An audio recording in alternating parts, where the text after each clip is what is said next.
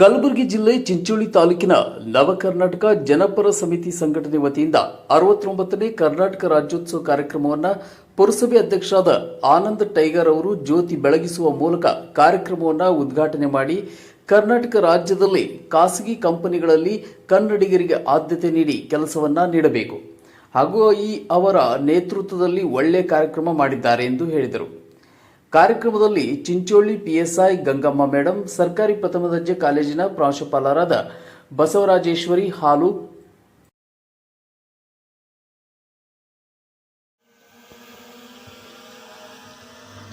ಅವರ ಎಲ್ಲ ಸಂಘಟಕರಿಗೆ ಸದಸ್ಯರಿಗೆ ಮೊದಲಿಗೆ ಈ ಕಾರ್ಯಕ್ರಮದ ಮುಖಾಂತರ ಅಭಿನಂದನೆಯನ್ನು ಹೇಳ್ತಾ,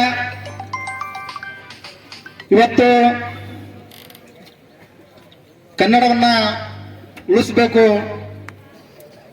ಕನ್ನಡ ನೆಲ ಜಲ ರಕ್ಷಣೆಯನ್ನ ಮಾಡಬೇಕು ಎಂಬ ಹಿತಚಿಂತನೆಯನ್ನ ಇಟ್ಕೊಂಡು ಇವತ್ತ ಈ ಕಾರ್ಯಕ್ರಮವನ್ನ ಆಯೋಜನೆ ಮಾಡಿದ್ದಾರೆ.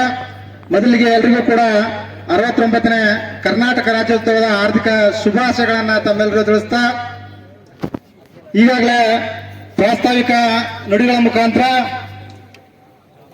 ಸಹೋದರ ಶಿವಪ್ರಾಜ್ ಕಟ್ಟಿಮನಿಯವರು ಮಾತಾಡಿದ್ದಾರೆ.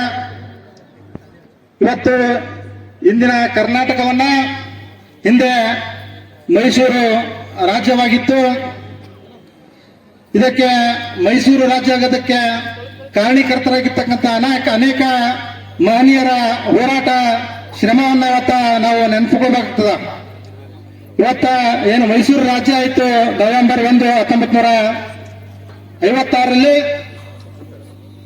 ಇದರಲ್ಲಿ 4 ಪ್ರಾಂತ್ಯಗಳಾಗಿ ಏನು ಮೈಸೂರು ಸಂಸ್ಥಾನ, ಮುಂಬೈ ಕರ್ನಾಟಕ, ಹೈದರಾಬಾದ್ ಕರ್ನಾಟಕ, ಮದ್ರಾಸ್ ಕರ್ನಾಟಕ ಅಂತೇಳಿ 4 ಪ್ರಾಂತ್ಯಗಳಾಗಿರ್ತಕ್ಕಂಥ ಸಂದರ್ಭದಲ್ಲಿ ಇವೆಲ್ಲವನ್ನು ದಕ್ಷಿಣ ಭಾರತದಲ್ಲಿ ಕನ್ನಡ ಭಾಷೆಯನ್ನ ಮಾತಾಡ್ತಕ್ಕಂಥ ಎಲ್ಲ ಸಂಸ್ಥೆಗಳನ್ನು ಒಂದ್ ಕಡೆ ಸೇರಿಸಿ ಕರ್ನಾಟಕ ರಾಜ್ಯವನ್ನ ನಾಮಕರಣ ಮಾಡಿರ್ತಕ್ಕಂಥದ್ದು 1973 ನವೆಂಬರ್ 1 ಎಂಬಕ್ಕಂಥದ್ದನ್ನು ನಾವೆಲ್ಲರೂ ಕೂಡ ಅರ್ಥ ಮಾಡ್ಕೊಳ್ಬೇಕು.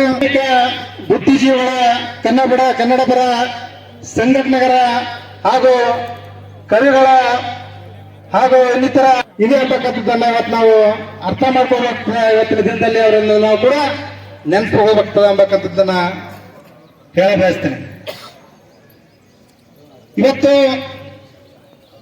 ಮೊದಲಿಗೆ ನಾವು ಕನ್ನಡ ಮಾತನಾಡುವರ ಜೊತೆಗೆ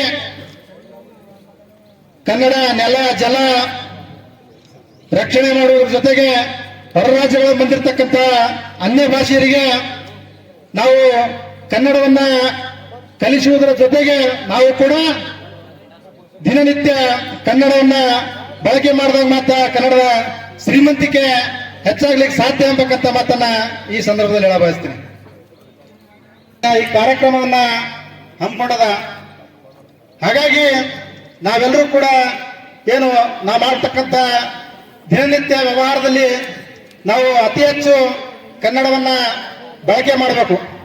ಈಗಾಗಲೇ ವಾಣಿಜ್ಯ ವ್ಯವಹಾರ ಎಲ್ಲ ಅಂಗಡಿಗಳಲ್ಲಿ ನಾಮಫಲಕ ಮೇಲೆ 60% ಕನ್ನಡವನ್ನ ಬಳಸಬೇಕಂತ ಹೇಳಿ ಈಗಾಗಲೇ ಆದೇಶವನ್ನು ಮಾಡಲಾಗಿದೆ.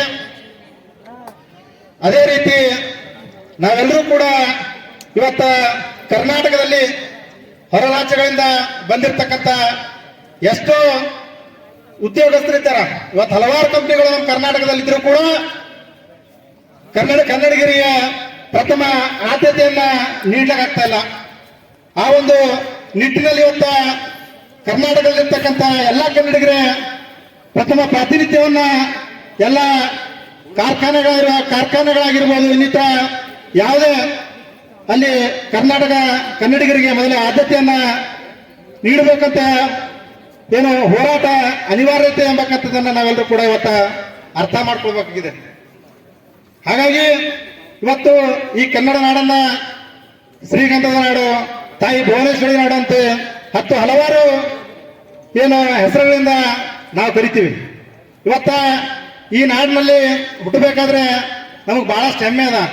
ಯಾಕಪ್ಪ ಅಂದ್ರೆ ಇವತ್ತು ಈ ನಾಡಿನಲ್ಲಿ ಹಚ್ಚ ಹಸಿರಿಂದ ಕೂಡಿರ್ತಕ್ಕಂಥ ಬೆಟ್ಟ ಗುಡ ನದಿಗಳು ಸರೋವರಗಳು ಇವತ್ತ ಎಷ್ಟೋ ದಾಸರು ಶರಣರು ಶಿವಶರಣರು ಕವಿಗಳು ಏನು ಮಹನೀಯರು ಹುಟ್ಟಿರ್ತಕ್ಕಂಥ ಈ ನಾಡಿನಲ್ಲಿ ನಾವು ಹುಟ್ಟಿರ್ತಕ್ಕಂಥದ್ದು ನಮ್ಮ ಹೆಮ್ಮೆ ಎಂಬಕ್ಕಂಥ ವಿಚಾರವನ್ನ ಈ ಸಂದರ್ಭದಲ್ಲಿ ಸ್ಪಷ್ಟಪಡಿಸ್ತಾ ಕಾರ್ಯಕ್ರಮ ನವ ಕರ್ನಾಟಕ ಜನಪರ ಸಮಿತಿ ಸಂಘಟನೆ ತಾಲೂಕಾಧ್ಯಕ್ಷರಾದ ಶಿವಪ್ರಕಾಶ್ ಕಟ್ಟಿಮನಿ, ಮಲ್ಲಿಕಾರ್ಜುನ್ ಪಾಲಾಮೂರ್, ನಾಗಪ್ಪ ಮೈಲಾವರ್, ಸುರೇಶ್ ದೇಶಪಾಂಡೆ, ಯಲಲಿಂಗ ದಂಡೀನ್, ಶರಣು ತೇಗಲತಿಪ್ಪಿ, ಅಂಬರೀಶ್ ಹೊಸ್ಮನಿ ಮತ್ತು ವಿವಿಧ ಕನ್ನಡ ಪರ ಸಂಘಟನೆ ಅಧ್ಯಕ್ಷರು ಹಾಗೂ ನವ ಕರ್ನಾಟಕ ಜನಪರ ಸಮಿತಿ ಸಂಘಟನೆ ಕಾರ್ಯಕರ್ತರು ಹಾಗೂ ಕಾಲೇಜಿನ ವಿದ್ಯಾರ್ಥಿಗಳು ಕಾರ್ಯಕ್ರಮದಲ್ಲಿ ಭಾಗವಹಿಸಿದ್ದರು.